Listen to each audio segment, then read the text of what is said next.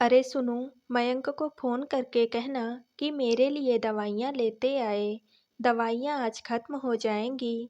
सरला जी ने अंदर कमरे में आते हुए कहा। अब तुम मयंक को क्यों कह रही हो? बहू को बोलो ना, दवाई तो वो लेकर आएगी। कितनी बार कहा है कि मुझे बोलने से अच्छा है सीधा बहू को बोल दिया करो। पर पता नहीं क्यों, क्या टेक लेकर बैठी रहती हो मन में। गगन जी ने भी जवाब दिया, बहू को क्यों बोलूं? मेरा बेटा है, मैं तो उससे ही बोलूंगी। सरला जी तुनकते हुए बोली, तुम जानो और तुम्हारी लीला जाने। अच्छे से पता है कि सेवा बहू करती है, तो बहू से बात क्यों नहीं करती हो? जब देखो बेटे को फोन कर देती हो और फिर वो एक दो बात सुना देता है। गगन जी चिढ़ते हुए बोले, अरे उसके पास वक्त नहीं होता, जब देखो उसके लिए कुछ ना कुछ कहते रहते हो। पैसे तो वही कमा कर लाता है ना। सरला जी बेटे के पक्ष में बोली, हाँ, माना कि कमा कर वो लाता है, लेकिन सेवा बहू ही करती है। तुम्हारे बेटे को तो ये तक नहीं पता कि तुम दवाइयाँ कौन कौन सी लेती हो, और फिर कह रही हैं उसको फोन करके बोल दो।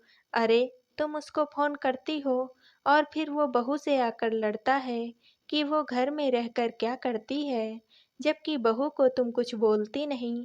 तुम दोनों पति पत्नी में झगड़ा करवा देती हो। तुमसे एक बात कहो ना, तो तुम 10 बातें सुनाते हो। तुमसे तो बोलना ही बेकार है। मैं खुद ही कर दूंगी अपने बेटे को फोन। कहती हुई सरला जी जिस रफ्तार से कमरे में आई थी, उसी रफ्तार से बाहर निकल गई और जाकर अपने बेटे मयंक को फोन लगा दिया। मयंक के फोन उठाते ही उन्होंने बोलना शुरू किया, बेटा, आज आते समय मेरी दवाई लेते आना। सिर्फ एक दिन की ही दवा बची है। मम्मी, मैं ऑफिस में बिजी हूँ, आप मुझे फ़ोन करके कह रही हो। स्नेहा भी तो वहीं है, उससे कह दीजिए। अब उससे क्या बोलूँ, वो तो कहीं बाहर गई भी है। तू तो तू ही आते समय मेरी दवाई लेते आना। तुझे पता है ना, मैं एक दिन भी दवाई नहीं लेती तो मुझे समस्या होती है। ठीक है मम्मी, मैं देखता हूँ, कहकर मयंक ने फ़ोन रख दिया और सीधे फ़ोन लगाया अपनी पत्नी स्नेहा को। स्नेहा के फ़ोन उठाते ही मयंक ने बोलना शुरू किया, यार कहाँ हो तुम? मम्मी की दवाई खत्म हो रही है, तुम उन्हें दवाई तो ला कर दे सकती हो। वह मुझे यहाँ ऑफिस में फ़ोन करके परेशान कर रही हैं। मयंक, मैं बाजार ही तो आई हूँ, अब जाहिर-सी बात है, दवाई भी लेकर ही जाऊँगी। ऊपर से मुझे उनकी रिपोर्ट भी कलेक्ट करनी है। मुझे क्या पता वो तुम्हें क्यों फ़ोन कर रही हैं, कहकर तो आई थी कि बाजार जा रही हूँ। यार, तुम लोगों का मुझे समझ में नहीं आता। मम्मी तुमसे कहती नहीं हैं या तुम काम करती नहीं हो, कुछ समझ ही नहीं आ रहा मुझे तो। उन्हें हर बात क्लियर बता कर निकला करो ना, कहकर मयंक ने फ़ोन रख दिया। सुनकर स्नेहा का भी मूड खराब हो गया। आखिर सरला जी ऐसा करती ही क्यों हैं, उसे समझ भी नहीं आता। कोई भी बात होती है, उससे वो कभी नहीं कहती थी, सीधा मयंक को ही बोलती थी। कई बार तो मयंक सुनकर चुप हो जाता, लेकिन कई बार जब मूड खराब होता, तो वो स्नेहा से लड़ पड़ता। अभी कल शाम की ही बात है, स्नेहा ने खाना बनाकर गगन जी और सरला जी को खाना खिलाने बैठा दिया। कल शायद सब्जी थोड़ी तीखी हो गई, इसलिए स्नेहा ने दाल अलग से बनाई। गगन जी ने तो खाना चुपचाप खा लिया, लेकिन सरला जी उस समय कुछ नहीं बोली। लेकिन जैसे ही मयंक खाना खाने बैठा, सरला जी भी उसके पास बैठ गई और उससे बोली, आज सब्जी में मिर्ची थोड़ी तेज हो गई है, मुझे तो बिल्कुल अच्छी नहीं लगी। मुझसे तो खाना भी नहीं खाते बन रहा था। वो तो जैसे तैसे दाल में रोटी डुबो डुबो कर खाया है। आज तो मेरा पेट भी नहीं भरा। लगता है आज तो भूखे रहने की ही नौबत है। ये सुनकर मयंक ने स्नेहा को बुलाया। स्नेहा, तुम्हें पता है ना कि मसालेदार सब्जी मम्मी पापा खाते नहीं बनती, फिर इतनी तीखी सब्जी कैसे कर दी? मयंक, वो गलती से सब्जी में मिर्च 2 बार गिर गई, इसीलिए मैंने दाल बनाई है, ताकि मम्मी जी पापा जी भी पेट भर के खाना खा लें। थोड़ा तो ध्यान देना चाहिए। अब तुम ही खाओ तुम्हारी यह सब्जी, मम्मी का तो पेट भी नहीं भरा। खुद का पेट भरने से मतलब होता है, घर में बाकी लोग चाहे भूखे रह जाएं। मयंक, मैं तो मान रही हूँ ना कि मुझसे गलती हो गई, इसीलिए ही मैंने तो दाल भी बनाई थी। तो कोई एहसान किया था क्या मुझ पर? तुम मम्मी पापा का बिल्कुल भी ध्यान नहीं रख सकती हो? कहते हुए मयंक खाना खाते खाते उठ गया और इस तरह छोटी सी बात का तिल का ताड़ हो गया।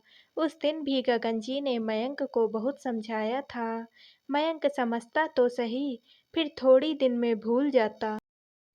खैर, शाम को मयंक घर आया तो सरला जी उसके लिए पानी का गिलास लेकर आई। अरे मम्मी, आप पानी का गिलास लेकर आई हो, स्नेहा कहाँ है? वो तो अभी तक घर नहीं आई, पता नहीं कौन से बाजार गई है। सरला जी उसके पास बैठते हुए बोली। गगन जी ने कहा, अरे अभी आ जाएगी, कई बार रिपोर्ट तैयार नहीं होती है तो उसमें टाइम लग जाता है। जब मेरी उससे बात हुई थी तो वो रिपोर्ट लेने गई हुई थी। राम ही जाने कौन सी रिपोर्ट लेने गई है, भला इतना टाइम लगता है क्या? पर फिर भी अब तक तो उसे आ जाना चाहिए था। आपने दोबारा फोन लगाया उसे? मयंक ने पूछा। नहीं, पर आ रही होगी, अपनी सहेलियों के साथ झूलते झूलते। आते समय अपनी सहेलियों के साथ लग गई होगी बातें करने। देख ले बेटा, मैं कहाँ झूठ बोल रही हूँ, दवाई अभी तक नहीं आई मेरी, सरला जी ने कहा। मयंक फोन लगाने लगा कि इतने में स्नेहा आ गई। उसे देखते ही मयंक ने डांटना शुरू कर दिया। कहाँ थी तुम अब तक? सहेलियों के लिए टाइम है लेकिन घर के लिए नहीं। मम्मी की दवाई अभी तक नहीं आई। मयंक, पहले सुन तो लो। मम्मी की रिपोर्ट कलेक्ट करने में ही टाइम लग गया, सभी रिपोर्ट्स तैयार ही नहीं थी। और कौन सी सहेलियों के साथ थी मैं, बताओ मुझे? अब की बार स्नेहा ने अपनी आवाज़ थोड़ी ऊंची करते हुए कहा। आवाज़ नीची करके बात करो, एक तो खुद बाहर घूम रही हो, घर की कोई जिम्मेदारी नहीं है और ऊपर से मुझे सुना रही हो। मयंक, मैं अपनी जिम्मेदारी समझ कर ही गई थी, अब टाइम लग गया तो उसमें मैं भी क्या कर सकती हूँ? स्नेहा, अपनी जबान बंद करो। मयंक गुस्से में आता हुआ बोला। बस करो मयंक, उसने घर में कदम भी नहीं रखा और तुमने चिल्लाना शुरू कर दिया। उस पर चिल्लाने से अच्छा था कि तुम्हारी मम्मी की रिपोर्ट्स और दवाइयाँ तुम खुद लेकर आते। हर चीज़ में वक्त लगता है, गगन जी ने कहा। तो स्नेहा रिपोर्ट्स और दवाइयाँ वहीं रख कर अपने कमरे में चली गई। गगन जी ने सरला जी की तरफ घूर कर देखा, जैसे कह रहे हो कि पड़ गई मन को ठंडक। उन्हें घूरता देखकर सरला जी भी उठकर अपने कमरे में चली गई। तब गगन जी मयंक से बोले, बेटा, जब तुझे पता है कि तेरी माँ हर बात तुझसे ही कहती है, तेरी पत्नी से नहीं, तो थोड़ा संयम तू भी रखा कर। बिना सच जाने छोटी छोटी बातों को लेकर बस बहू से लड़ पड़ता है। ऐसे तो बेटा तुम लोग कैसे खुश रहोगे? पर पापा, मैं भी क्या करूं? मम्मी सीधे मुझसे बोलती हैं तो मुझे भी लगता है कि स्नेहा कुछ भी नहीं करती। मयंक ने अपनी बात कही। बेटा, एकदम से रिएक्ट क्यों करते हो? एक को सुनकर दूसरे को डांट देना या दूसरे को सुनकर एक को नज़रअंदाज कर देना, ये गलत है। हम पुरुषों की जिंदगी इतनी आसान नहीं होती, हमें भी बैलेंस करना पड़ता है। जब चीज़ों को बैलेंस करना सीख जाओगे तो ही जिंदगी में खुश रहोगे और घर में शांति रहेगी। मम्मी ने कहा और तुमने रिएक्ट कर दिया, ये तो गलत है। अपना खुद का दिमाग इस्तेमाल किया करो। सॉरी पापा, आगे से ध्यान रखूंगा, कहकर मयंक अपने कमरे में चला गया और स्नेहा से माफ़ी मांगी।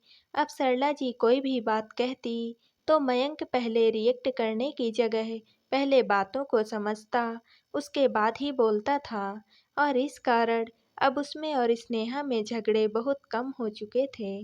धन्यवाद।